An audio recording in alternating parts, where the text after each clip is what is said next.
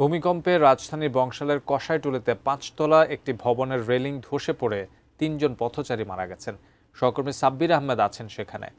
সাব্বির, পূর্বের সংবাদে আপনি যেমনটি জানাচ্ছিলেন যে ৩জন নিহত হয়েছেন এবং বেশ কয়েকজন বেশ গুরুতর আহত হয়েছেন। আহতদের বর্তমানে কি অবস্থা, কি জানতে পেরেছেন আপনি?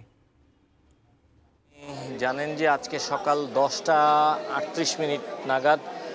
সারা দেশে ভয়াবহ ভূমিকম্প অনুভূত হয় এবং এই 5.7 মাত্রার যে ভূমিকম্প অনুভূত হয়েছে, এই ভূমিকম্পে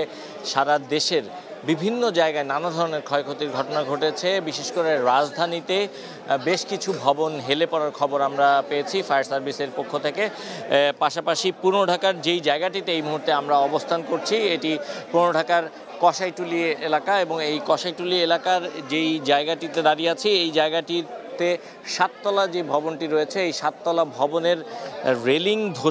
ধসে পড়ে ভূমিকম্পের সময় এবং এই রেলিং ধসে পড়ে এখানে যারা পথচারী ছিলেন সেই পথচারীদের মধ্যে 3জন নিহত হয়েছেন এবং এই 3জনের মধ্যে একজন মেডিকেলের শিক্ষার্থী রয়েছেন বলে আমরা জানতে পেরেছি এবং যে 3জন নিহত হয়েছেন তাদের মরদেহ এই মুহূর্তে স্যার সলিমুল্লাহ মেডিকেল কলেজ, যেটি মিটফোর্ড হাসপাতাল নামে পরিচিত, সেই হাসপাতালে নিয়ে যাওয়া হয়েছে। এবং আপনাদেরকে একটু জানিয়ে রাখতে চাই যে যেই ভূমিকম্পটি হয়েছে সেটি মূলত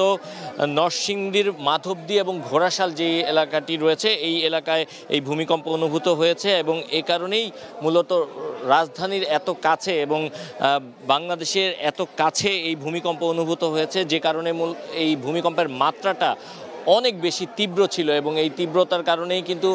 রাজধানীবাসী যারা ছিলেন তারা অনেকেই ভূমিকম্প চলাকালীন সময়ে যেভাবে পেরেছেন খোলা জায়গায় নেমে আসার চেষ্টা করেছেন। যেহেতু রাজধানীতে খোলা জায়গা খুবই কম বা মাঠ খুবই কম, এ কারণে বেশিরভাগ মানুষই রাস্তায় নেমে আসেন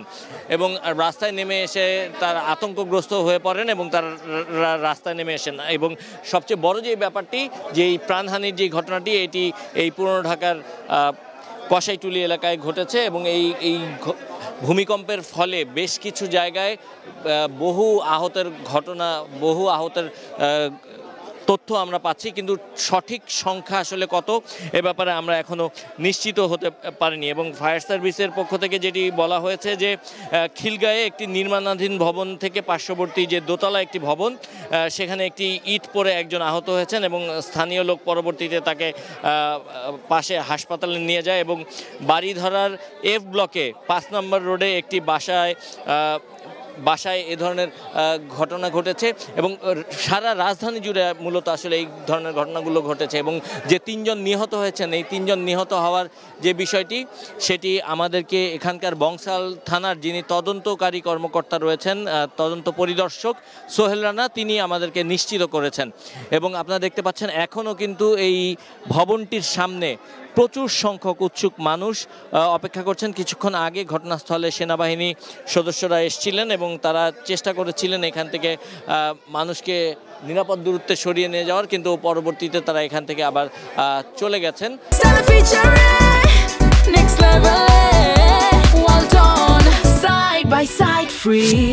এবং আমরা দেখতে পাচ্ছি যে ভবনটি, সেই ভবনের সামনে যে আপনারা দেখতে পাচ্ছেন যে একটি বিসমিল্লার মাংসের দোকান, গরু এবং খাসির মাংসের দোকান। এই মাংসের দোকানটি মূলত নয়নের মাংসের দোকান নামে পরিচিত। এই দোকানটিতেই আসলে শুক্রবার এই গরুর মাংস বা মহিষের মাংস কেনার জন্য সাধারণ মানুষ ভিড় করেন এবং তার অংশ হিসেবেই কিন্তু তারা এখানে ভিড় করেছিলেন যারা পথচারীরা ছিলেন। এবং সেই ভিড়ের সামনে দাঁড়িয়ে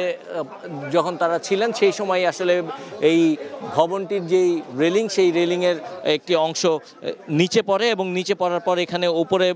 বাঁশ এবং তেরপল লাগানো ছিল, সেই তেরপলটি মাথায় পড়ে এবং অনেকেই আহত হয়েছেন, অনেকেই রক্তাক্ত হয়েছেন। এবং ঠিক ডান পাশে, আমি যদি আমার সহকর্মীকে একটু দেখাতে বলি, ঠিক ডান পাশের যেই জায়গাটি ব্যারিকেড দিয়ে রাখা হয়েছে বাঁশ দিয়ে, আপনার দেখতে পাচ্ছেন এই জায়গাটিতেই মূলত 3জন পথচারী একেবারে পড়ে যায়, মাটিতে লুটিয়ে পড়েন এবং পরবর্তীতে আহত অবস্থায়, রক্তাক্ত অবস্থায় তাদেরকে এখান থেকে মিটফোর্ড হাসপাতালে নিয়ে যাওয়া হয় এবং সেখানে যাওয়ার পর কর্তব্যরত চিকিৎসক তাদেরকে মৃত ঘোষণা করেন। এবং এখনও পর্যন্ত এই যে ভবনটি রয়েছে এই ভবনটির আশপাশে উৎসুক মানুষ ভিড় করছেন এবং ফায়ার সার্ভিসের পক্ষ থেকে যেটি বলা হয়েছে যে এই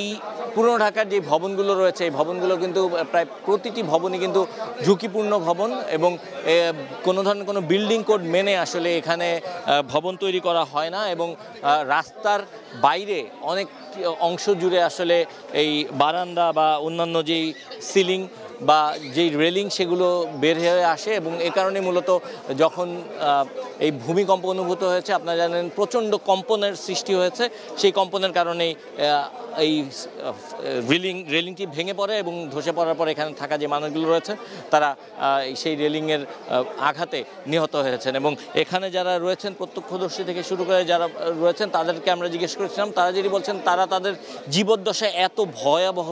ভূমিকম্পের কম্পন আসলে দেখেননি এবং তারা সবাই আতঙ্কগ্রস্ত হয়ে পড়েছিলেন। এখনও পর্যন্ত এখানে প্রচুর সংখ্যক উৎসুক মানুষ রয়েছে, অনেক স্বেচ্ছাসেবীরা কাজ করছেন উৎসুক মানুষদের এখান থেকে সরিয়ে নেওয়ার জন্য। এবং ফায়ার সার্ভিসের পক্ষ থেকে যেটি বলা হয়েছে যে যেহেতু ভূমিকম্প হওয়ার পরে পরবর্তীতে অনেক সময় দেখা যায় যে এরপরে আরও একটি ভূমিকম্প বা আরও একটি কম্পন তৈরি হয়, সে কারণে